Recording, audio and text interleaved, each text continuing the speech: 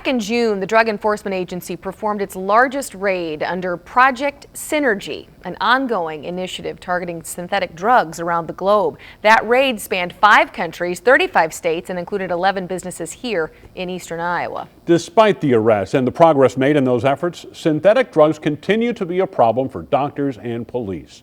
Fox 28 News reporter Jason Hackett live in Cedar Rapids tonight to show us just how bad the problems are in his special report. Jason? Scott and Tiffany, one doctor we spoke to here at St. Luke's says the emergency room has essentially become a revolving door, patient after patient coming in dealing with the effects of synthetic drugs. Many that use the drugs say that they use it for the euphoric feeling it gives you, similar to that of marijuana, but that's where the similarities end. You all right, John? The first puff seems harmless. You all right? The next few minutes are anything but. Hallucinations, having unstable vitals, high blood pressure, high fever, seizures. Before you know it, you're seeing the bright lights of the emergency room. When they're in the emergency room, they are fighting, they're screaming, they're hallucinating, they're very assaultive.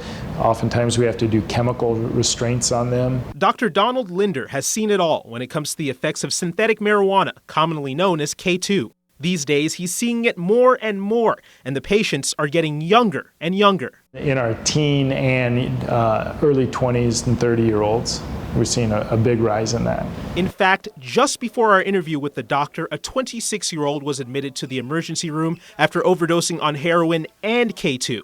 And just 2 hours after this interview, a 23-year-old was brought into the ER after an overdose. He has kidney damage and is currently on life support. There is no antidote.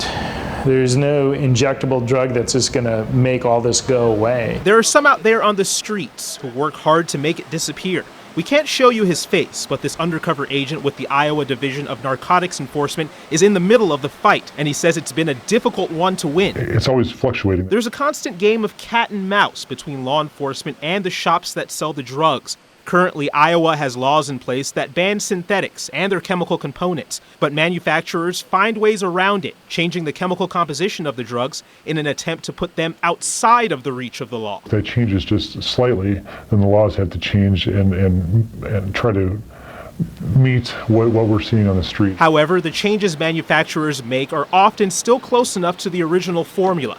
Bottom line, if a shop owner says it's legal, chances are very slim that you're going to find something that's legal. Legal or illegal, experts say it's all harmful. Kurt Wheeler with the area's Substance Abuse Council says not all users see it the same way. Somehow the kids believe this is safer, that it's legal, I won't get in trouble for using it. He says because of that, schools and parents are frequently reaching out for guidance and advice. He's trying to communicate the message to kids as well. I believe that kids are listening. Are we getting them all? No. Wheeler says oftentimes it takes tragedy to get teens and even some adults to pay attention, as was the case with David Rozga, the Indianola teen who used K2, then committed suicide back in 2010.